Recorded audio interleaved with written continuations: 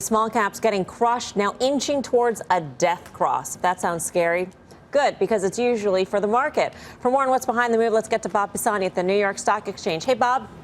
Not the death cross. Oh, no. Listen, there's been a lot of buzz around the sell-off in FANG and semis and other tech names, but less attention's been paid to the big decline in small cap stocks. Since the end of September, the Russell 2000 is down 12%, and it's performing worse than the NASDAQ 100. That's the tech bellwether everybody's worried about.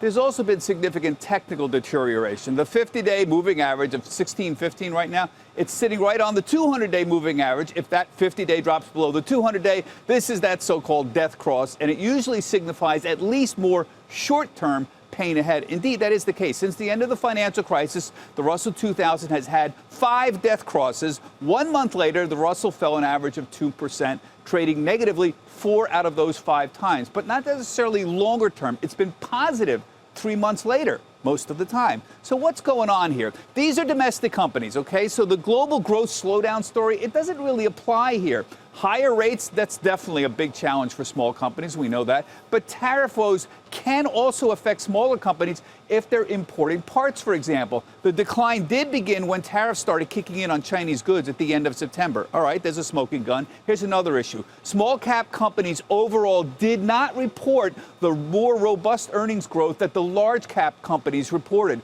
And they posted fewer beats than large cap companies in the third quarter. That's very interesting. All right, what's it all mean here?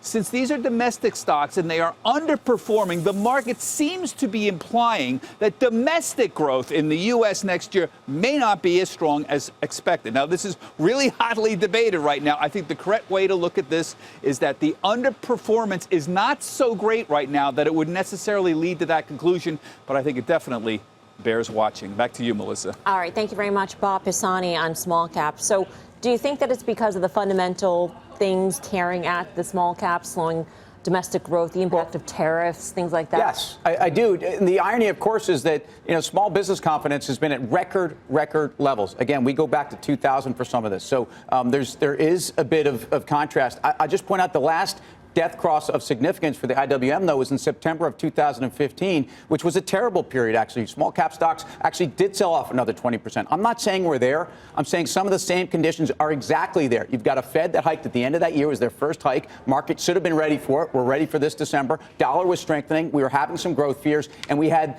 one of the worst first quarters that we've had in the market even since before the crisis. So that's the last history of a death cross. I think the setup is 2016 light. Yeah, and here's the thing. Everybody talks about the small caps not be affected by global growth. I'll tell you what. You own the Applebee's next to the Cat Tractor Factory. Hold on, what? And that gets Applebee's. Yeah, Applebee's. Yeah. Next to the what? Next to the Cat Tractor. Caterpillar. It's a big company, Caterpillar. Oh, yeah. But anyway, if you own that Applebee's and they're slowing down, then it's going to slow down at your restaurant as well. So it does impact it. I think it's a falsehood. So I would be concerned about the small cap. They also can't they don't have the ability to absorb any price increases. So unlike larger manufacturers, if they have to pay more for something, they can absorb that in their margin. Smaller players generally cannot. They can't afford to just absorb that extra cost. They get hurt more, absolutely hurt more. So the levels you need to watch now, Bob talked about, it sounded more like a rebirth cross the way he made it sound. A rebirth cross. Well, he's Guy half glass full tonight. No, I'm not. I'm always, I'm a half empty guy. Empty, I know. With that said, 145 is where the IWM bottomed in February. It's where it bottomed recently. It bounced from that level, but it's reversing, and now it's at 150. If you want to talk about lines in the sand, death cross, schmess cross, 145 in the IWM. Come on. I'm telling you. If waiting for the small cap death cross is going to keep you up at night, don't worry. Our next guest says there's no need to panic. Let's go off the charts with Mark Newton of Newton Advisors. Mark, what are you looking at? Hi, so a lot of people are wondering if this recent deterioration in small caps should lead to the next big bear market, and really what to make of this whole death cross. After all, it's after Halloween. Should we really be scared that this is going to lead to a bigger bear market? I would argue no. I've looked at these really since over the last 20 years. We've had it on 8 occasions, and really 6 of the 8, the death cross happened right near the actual lows. So when you take a look at really the last couple times this has happened, the one was really 2015, right when the death cross happened. The Russell was right near 1,500. Well, it did, in fact, get down a little bit lower, but you'd had to weather really a move up to almost 2,100 before it moved lower. So you see, initially, here's the cross there. what happened? You went up before you went down. The time before that, it was very muddled. So in general, it's important to remember that a lot of times, a lot of the selling happens before the death cross actually takes place. In this case, we've seen almost a 12.5% decline, and now we're seeing the death cross. So I would argue it really doesn't have all that much predictive value in terms of should this be something that investors really should be concerned about. When you look at the Russell in general, people are saying, should this small cap weakness lead to the big bear market? And if you look over time, this is a relative chart, the Russell versus the S&P.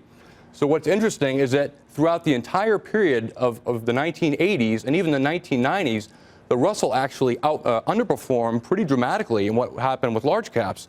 So, and recently in the last 5 years, it's been very muddled. So we've had a lot of indecision. So the fact that small caps have just turned down now, I would argue, has very little predictive power in suggesting that stocks are going to begin a new bear market. Of course, in any bear market, you do gradually see small caps start to turn down first, then the mid caps, then the large caps. So when you look at 2000, 2007, we did have death crosses, and they did, of course, work.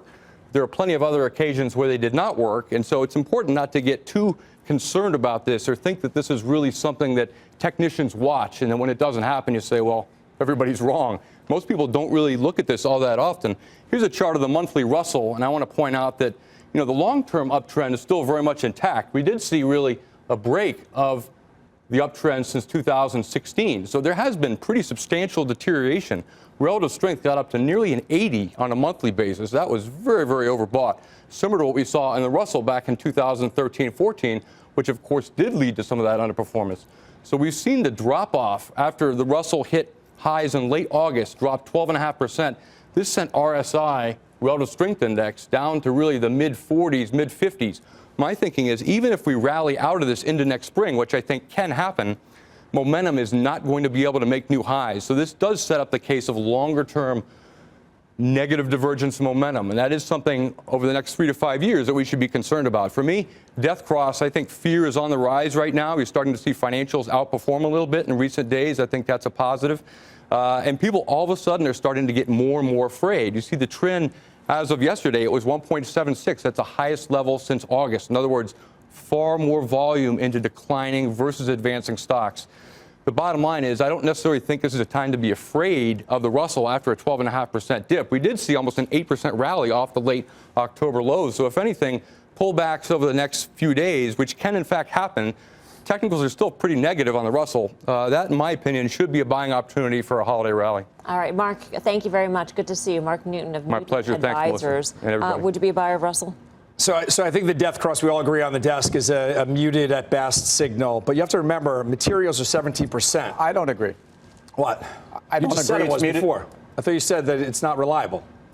When did I say that? I don't know. Go ahead. Tell me what you think about it. I told you I said in September of 2015, actually the death cross we're gonna get death augured cross a light. very difficult move for markets. And that Right. actually, I think we're in the exact same situation. So that was, I think more very clear. times than not, the death cross Right. has actually been a buying opportunity. I think it's muted right now because the performance of about 18% of the IWMs is is materials. So I think it is a buyable opportunity. Okay, yeah, Bring it up again. Bring it up. Let's Don't screen talk. it again. Listen. No, I think, that last death cross, and I'm just talking about that because I think the market has similar dynamics going on. Again, the Russell had sold off 15% into that death cross, kind of like what we've done here, and then actually sold off another 13% before it bottomed. So I actually kind of disagree with our chartist because I actually think that there was a lot of pain that came after it. And I think if you remember the first quarter of 2016, that was a point in which markets actually hit a significant low. It was an oversold low. It was a growth low. And then the Russell went on an 85% rally before it peaked. So, I don't agree. Well, if you want to look at, let's put it this way. We're already down quite a bit. On the IWM, 145, that's your level to watch. If we get some sort of cathartic move there and a reversal, big volume like Guy Adami always likes, that's the day that you probably want to look to buy some for that trade. And I'll give you the bullish setup. We have a Fed meeting coming up. Let's say they even go ahead and raise rates, but then come out in the press conference and are a little bit dovish. That would certainly get this market going. Do you want to split screen with somebody, Guy? You haven't split screen with anybody all night. Why don't you guys do it together? Whatever I don't you guys argue. do it. Whatever you say, I'm going to disagree with. I don't even care if I believe it. Put BK in the split Let's just just to go. do it. I mean, No, you need What? both of us at the Two. same. There we go. So, All right. BK, Yeah. first of all, No, BK, you're I don't wrong. like your shirt and I don't Yeah. like your tie. Yeah. I'm not Oh, wait. taking like you at all, number one. Number two, it's interesting. The graphics for that, what we just call that? Death Cross. Death Cross. Yeah. Guy. Unbelievable Grim graphics Reaper. out of our crack staff in EC. The Grim Reaper, that was kicking. And if I were Mark Newton, I'm not, but I'm just going to, I think he left. If I had a newsletter, I would call it, wait for it, Newton's Law. Oh, I see how you tied Brilliant. that Yeah. into the Apple You split conversation screen from the for that? beginning. You guys don't You know split what? screen. I That was a actually terrible like split that. screen. Oh, Yeah. terrible. I needed Worst more than split that, screen in the but history of split screen. good